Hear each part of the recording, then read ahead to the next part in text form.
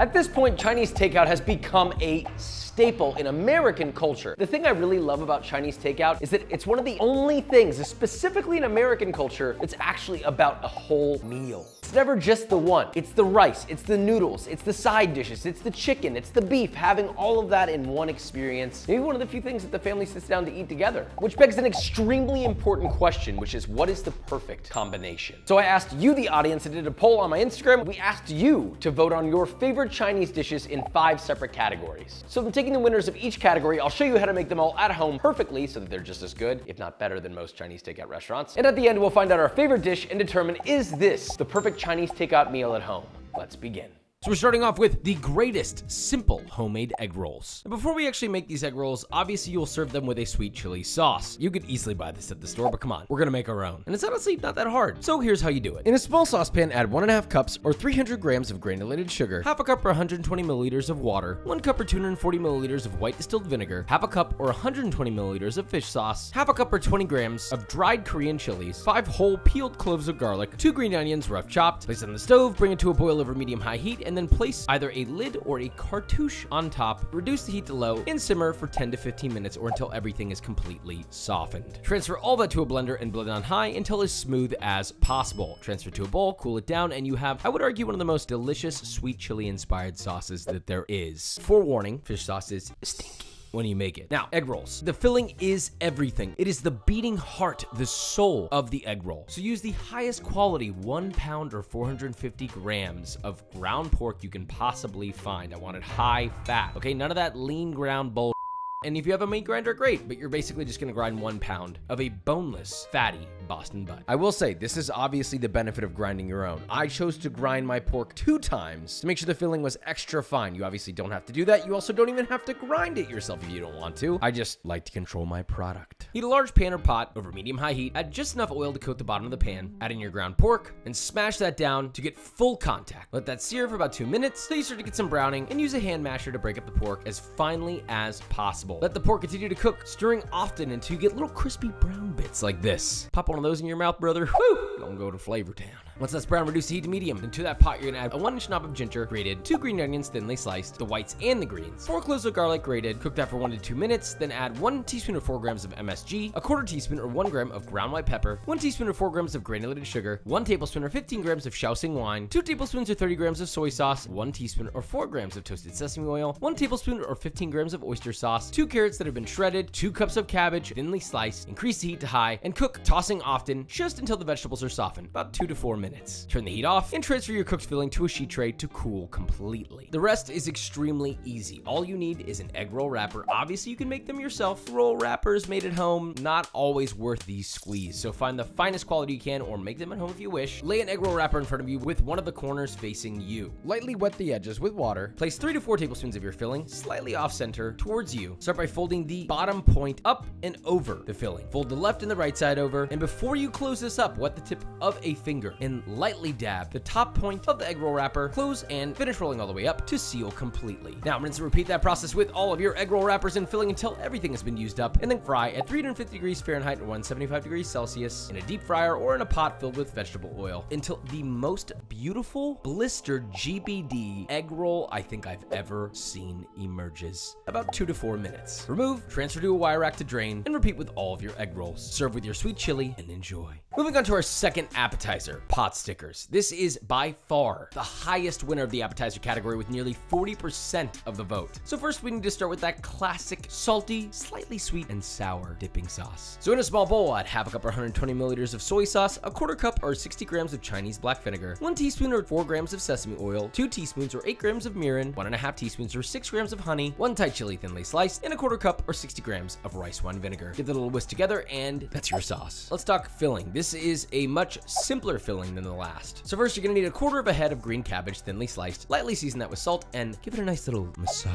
Feel the little threads of cabbage. Squeeze out the excess moisture and discard that liquid. Then mix that into 1 pound or 450 grams of a high-fat ground pork. Add in 4 green onions thinly sliced, 3 cloves of garlic finely chopped, a 1.5-inch knob of ginger grated, 2 teaspoons or 8 grams of soy sauce, and optionally season with a light pinch of salt to taste. Mix and knead that by hand until completely incorporated and tacky. Now the assembly of these are simple. First, you'll need to lay out a dumpling wrapper. Josh, what if I want to make make it at home. Hey, guess what, sweetheart? I have a recipe for making your own dumpling wrappers from scratch, and the link for that will be in the description. Obviously, you can also use store-bought. Fill that with a 1 to 2 teaspoon ball of your meat, and here's the folding technique. It's not as complicated as it looks, but it does take some practice. First, wet the entire border of your dumpling wrapper. You're gonna fold it like a taco and pinch right at the top of that taco in the center, leaving 2 open split ends. Now, on each open split end, you will crimp and fold one side, not both sides, of your dumpling wrapper over itself 3 times, sealing it against the other half of your taco, which should leave you with one sealed side. Repeat that on the other side, and now you have a crimped, beautiful dumpling. Repeat that with all of your dumplings. Look at these little things. Now heat a 10-inch nonstick pan over medium heat. Add 2 tablespoons or 30 grams of a neutral tasting oil such as canola. Once that's hot, add as many pot stickers as you can fit in the pan. Be careful not to overcrowd. They need to be in a single layer only and have full contact with the pan. It should be around 8 to 12. Now let those cook for 2 to 4 minutes or until the undersides of them are a beautiful GBD. And here's the steaming secret. Quickly add a 1/4 cup of water. It should immediately boil, and immediately add a lid to steam for anywhere between 2 to 4 minutes or until the water is completely evaporated and your dumplings are cooked through. Now for the finishing touch. Drizzle with 1.5 teaspoons or 6 grams of toasted sesame oil over the dumplings, just a tiny bit. Transfer to a plate and serve with your sauce. Obviously, if you want to get real naughty, you can put a little chili oil or chili crisp on it and garnish with thinly sliced green onion. Enjoy. Onto the noodle portion of our meal. We're going with a classic lo mein, vegetable only, but obviously you could add protein if you want. This won 40% of the vote for the noodle category. Chow mein was in second place with 35%. Thankfully, we have a recipe for chow mein, by the way, which is also the link in the description, but this lo mein is really what we're talking about. So first we need our lo mein sauce, very basic. In a small mixing bowl, add 2 tablespoons or 30 grams of dark soy sauce, 1 tablespoon or 15 grams of Shaoxing wine, 1 teaspoon or 4 grams of brown white pepper, half a teaspoon or 2 grams of toasted sesame oil, 1.5 tablespoons or 22 grams of oyster sauce, 2 teaspoons or 8 grams of water, and 2 teaspoons or 8 grams of cornstarch. Don't skip the cornstarch. The thickening properties are a part of the recipe. Now you're gonna need a big boy wok for this. Add 2 tablespoons or 30 grams of canola oil. Obviously you can use a large pan if you don't have a wok, that's totally fine, but you will not get the wok hay. And we all know Uncle Roger's watching. Heat that over medium-high heat, and once it is ripping hot, add 2 green onions sliced into 1-inch segments, 3 cups of cabbage thinly sliced, 1 large herb of celery thinly sliced, 1 carrot julienne, and 1 cup or 120 grams of bean sprouts. Season that lightly with salt and stir fry just until the vegetables begin to soften, about 30 seconds to a minute. Then add 6 ounces or 170 grams of lo mein noodles. Now look, some lo mein noodles won't require cooking prior to stir frying, but if they do, please check the package directions to ensure you do it correctly. Now stir fry that just until the noodles are hot, another 45 seconds, and add a 1-inch knob of ginger grated, 4 cloves of garlic finely chopped, add your sauce, toss to combine, transfer to a bowl, garnish with green onion, and enjoy. Not only was this one of the easiest, but it's also the fastest to make, and look at this thing. I know you want this. Next up, the rice category. There are many ways you can enjoy rice, but what was really the winner that came in with nearly 70% of all the votes for the rice category? No surprise, it's fried rice. Here's one of my most famous recipes. So in a small bowl, add 2 tablespoons or 30 grams of soy sauce, 2 teaspoons or 8 grams of Shaoxing wine, 1 tablespoon or 15 grams of mirin, half a teaspoon or 2 grams of ground white pepper, half a teaspoon or 2 grams of MSG, and 1 teaspoon or 4 grams of sesame oil. Give that a whisk, put it to the side, and now we're gonna make a very quick, very delicious, very simple fried rice. Crack 3 eggs into a small mixing bowl, whisk together to combine. Have those ready for you. You will use them soon. Get a wok and heat it over medium-high heat. Add 2 tablespoons or 30 grams of canola oil, or really any neutral oil. I don't care. You could use avocado oil. I don't know. I'm trying to save y'all money. If I say avocado oil, then people go, oh, yeah.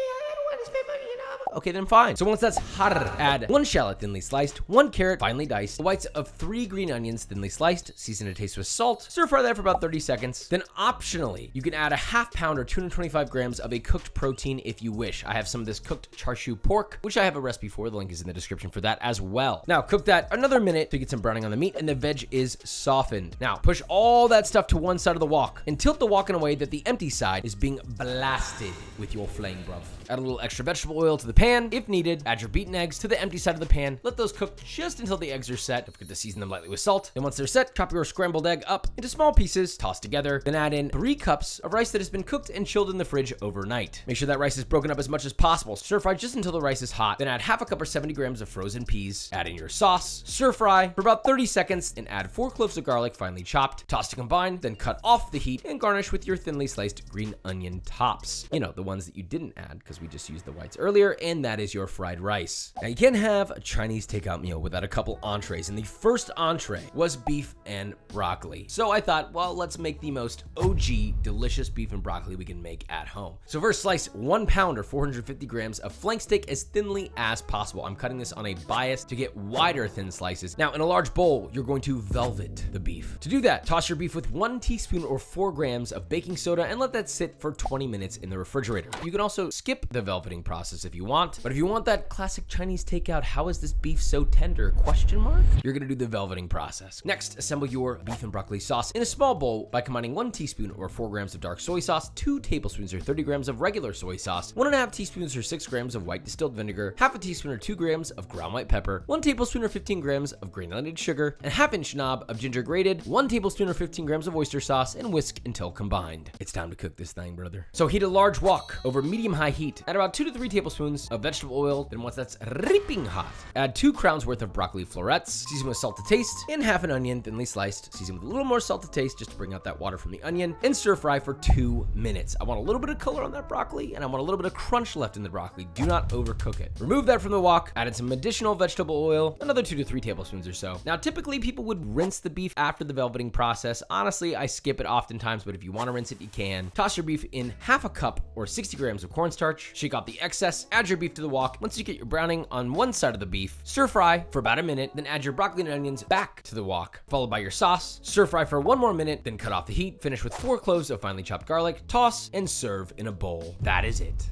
And finally, our most voted for line item, more specifically, our final entree, the one that everybody loves, and the one that surprisingly beat out orange chicken. It is General Tso's chicken. So let's make this easy. In a large mixing bowl, add 1.5 pounds or 675 grams of boneless, skinless chicken thighs, cut into 1-inch pieces, 2 teaspoons or 8 grams of salt, 1 tablespoon or 15 grams of soy sauce, 1 tablespoon or 15 grams of Shaoxing wine, 1-inch knob of ginger, finely chopped, 2 cloves of garlic, finely chopped. Toss that together and let that marinate for at least 1 hour in the fridge, but ideally overnight. In a separate large mixing bowl, you're gonna combine half a cup or 60 grams of cornstarch, half a cup or 70 grams of all-purpose flour, season that lightly with salt, whisk that together, add your chicken to the dredge, shake the excess dredge off the chicken, and you're gonna fry that in a deep fryer or in a pot filled with vegetable oil that's been heated to 350 degrees Fahrenheit or 175 degrees Celsius. You want this to reach a beautiful GBD, which will take anywhere between 3 to 5 minutes. See that? That looks like something special right there. Now, remove that from your fry oil. So transfer that to a paper towel lined baking tray to drain, season lightly with salt. And now we're gonna make our sauce. So first, mix 1 tablespoon or 15 grams of cornstarch and 1.5 tablespoons or 22 grams of white distilled vinegar together in a small bowl. Then heat a large wok over high heat. I know we're using 2 pots here, but I'm telling you the wok toss is important here. Add just enough vegetable oil to coat the wok, about 2 tablespoons. Once that thing is reaping hot, add a 2-inch knob of ginger, finely chopped, 4 cloves of garlic, finely chopped, and 5 dried red chilies, you know, like a Korean chili, and 1 teaspoon or 4 grams of Sichuan chili flake. Stir fry that just until the Korean chilies begin to toast, which will take anywhere between 10 to 30 seconds. Then immediately add 3 tablespoons or 45 grams of granulated sugar, half a cup or 120 milliliters of chicken stock, 3 tablespoons or 45 grams of soy sauce, 1 tablespoon or 15 grams of Shaoxing wine. Once that comes up to a boil, which should only take a few seconds, add your cornstarch vinegar slurry, followed by your chicken, and then constantly toss until it's completely coated in the most beautiful, luxurious lacquer of a sauce. Pop that chicken in a bowl, garnish with toasted sesame seeds and thinly sliced green onions. Hopefully, this ends up concluding the perfect Chinese takeout meal. But first, I'm gonna find out which our favorites are. I feel like we gotta start with the fried rice just because it's like the iconic centerpiece of a Chinese takeout meal. Yeah, I normally have fried rice with like a ton of soy sauce mixed in, but this is still very balanced. It's got that classic restaurant taste to it. This is like childhood nostalgia on a plate. Everything about fried rice is kind of everything you want in a Chinese takeout meal. There's texture, it's chewy rice, it's salty, you got umami from the MSG, a little sweetness, garlicky. It really is like the perfect dish, but I don't know that it's my favorite. Now, moving on to General Tso's chicken, another certified hood classic.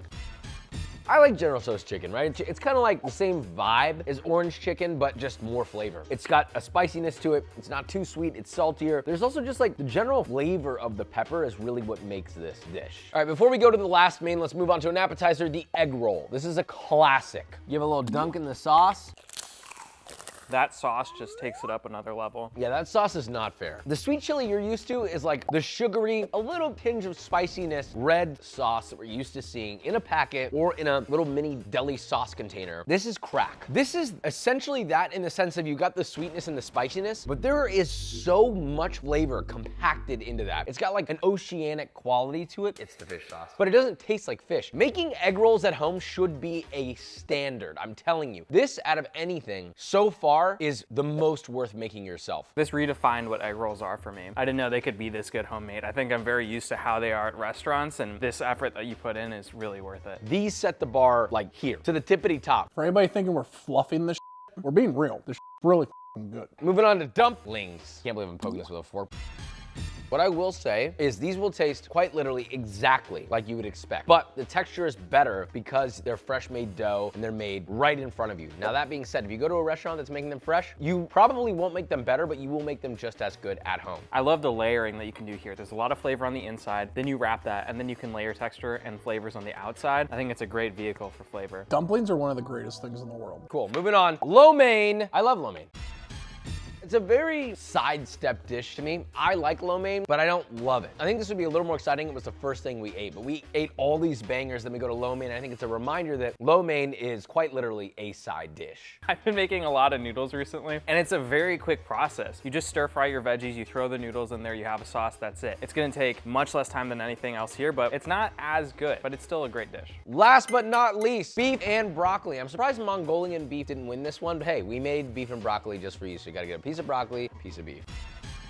Beef and broccoli is the secondary protein dish that you get when you say, we're going a little overboard right now, let's get something a little healthier that still tastes good. I like that it's not complicated. I like that it is quite literally tenderized, velveted beef that has a nice, rich, savory, brown umami sauce and some broccoli. That's it. The velveting adds a good texture, and it's a very classic Chinese takeout flavor. I came into today being like, beef and broccoli is pretty boring, and I'd rather have Mongolian beef. But honestly, after eating this, I can see the case for it. I don't typically order it, but I think now I will if it tastes anything like this. Meat and potatoes, beef and broccoli. We're gonna have two different voting rounds. One, we're gonna vote which one is our favorite, and then the second and final vote will be, is this the perfect Chinese takeout meal at home? I'm gonna go with the General Tso's. I think it's an upgrade over what people like usually the most in America, orange chicken, but it's a lot deeper of a flavor, and it's the deepest flavor out of all of these. I think it's still really easy to make, and I think the time you put in is gonna be worth it for a flavor that you'll really enjoy. I'm gonna go with the egg roll. You know what's funny? Every single thing in front of us here is delicious. I'm surprised to say that I agree. It's the egg roll. The egg roll here by far is the best thing in front of us. And the only reason I say that is because there are other dishes that exist that are like General Tso's chicken, that are like fried rice, that are like beef and broccoli, that are like lo mein, that are like the dumplings. But I mean, let's be honest. A Chinese takeout egg roll, there's nothing better than this one right here. That is by far the best dish to me. Let's take our votes. Yes or no, is this the perfect takeout meal? Would there be something you would want to add to this if this was in front of you, or is this the one? Coming into today, I wanted to swap beef and broccoli with Mongolian beef, but I'm very happy with every single dish here. You have your protein, you have great appetizers, you have your starches. I feel like this is the perfect Chinese takeout meal. I'm gonna say no.